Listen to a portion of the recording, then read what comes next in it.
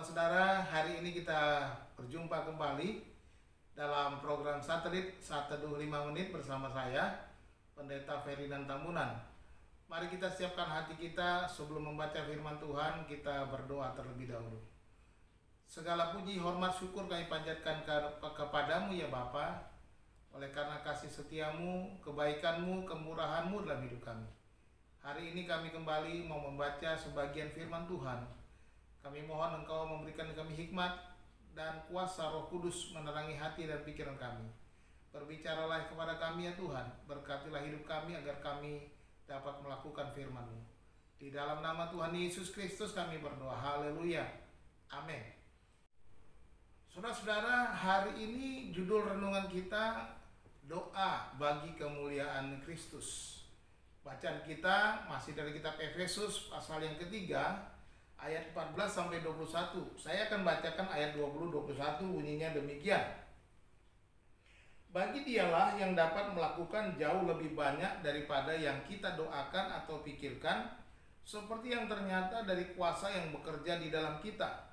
Bagi dialah kemuliaan di dalam jemaat dan di dalam Kristus Yesus turun-temurun sampai selama-lamanya. Amin. Saudara-saudara dikasihi Tuhan, bagian dari bacaan kita Efesus 3, 14-21 ini merupakan sebuah doa yang dinaikkan Rasul Paulus. Terdiri dari 3 bagian. Yang pertama sebagai prolog ayat 14 dan 15 sebagai pendahuluan. Dan yang kedua isi doanya di dalam ayat 16-19. Dan yang ketiga doksologi, penutup doanya di dalam ayat 20 dan 21.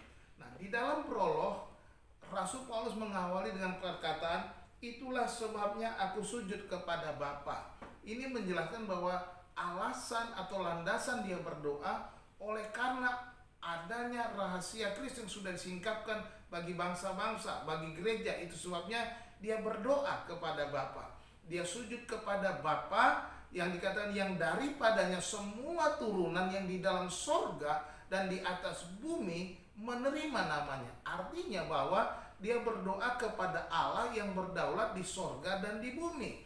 Nah, kemudian di dalam isi doanya, ayat berikutnya ayat 16-19 itu ada 3 permohonan, yaitu yang pertama supaya umat Tuhan dikuatkan dan diteguhkan oleh roh di dalam batin menurut kekayaan dan kemuliaan Tuhan. Ayat 16-17 dikatakan demikian. Aku berdoa supaya ia menurut kekayaan kemuliaannya menguatkan dan meneguhkan kamu oleh rohnya di dalam batinmu. Dan kemudian isi yang kedua, supaya segala orang percaya itu dapat memahami dan mengenal kasih Kristus yang melampaui segala pengetahuan. Dia berbicara bahwa betapa tingginya, dalamnya, dan lebarnya kasih Kristus itu. Dan dia mau supaya orang percaya dapat memahami dan mengenal kasih Allah yang luar biasa, hebat, besar, yang begitu ajaib bagi mereka. Dan yang ketiga, dalam ayat 19b dikatakan supaya gereja dipenuhi dalam seluruh kepenuhan Allah. Sebagaimana dikatakan ayat 19b, supaya kamu dipenuhi di dalam seluruh kepenuhan Allah. Nah, itu bagian isinya doa Rasul Paulus. Dan kemudian ditutup dengan sebuah doksologi, menjadi penutup doa dari Rasul Paulus, yaitu ayat berikutnya, ayat 20-21 seperti yang kita sudah baca. Bagi dialah yang dapat melakukan jauh lebih banyak daripada yang kita doakan atau pikirkan, seperti yang ternyata dari kuasa yang bekerja di dalam kita. Bagi dialah kemuliaan di dalam jemaat dan di dalam Kristus Yesus turun-temurun sampai selama-lamanya. Jadi ini merupakan suatu doa yang diucapkan dan ditutup dengan memuliakan Kristus. Sebab segala sesuatu yang dipercaya, segala sesuatu yang diterima, segala sesuatu yang dinyatakan oleh Allah kepada gerejanya, kepada rasul-rasulnya, memberikan kemuliaan bagi Allah di dalam jemaat dan di dalam Kristus Yesus sampai selama-lamanya.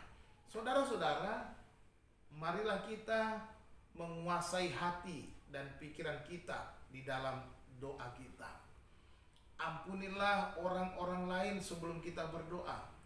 Markus 11 ayat 25 berkata, dan jikalau kamu berdiri untuk berdoa, ampunilah dahulu sekiranya ada barang sesuatu dalam hatimu terhadap seseorang, supaya juga Bapamu yang di sorga mengampuni kesalahan-kesalahanmu.